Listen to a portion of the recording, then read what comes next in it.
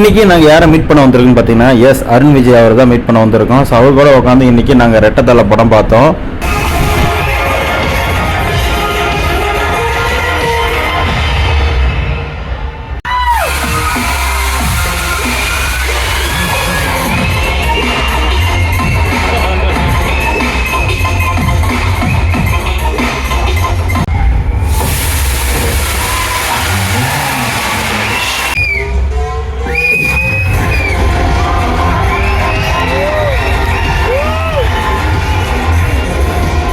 So உண்மையாலுமே ரெட்டை தலை படம் சூப்பராக இருந்துச்சு.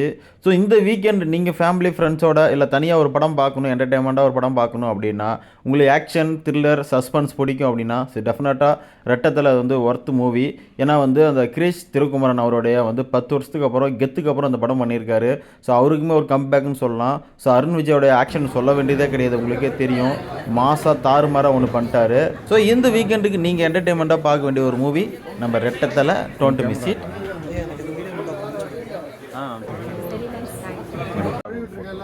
கண்ணம்மா கண்ணம்மா கண்ணம்மா நீ வாழ்வுல வந்ததொரு கண்ணம்.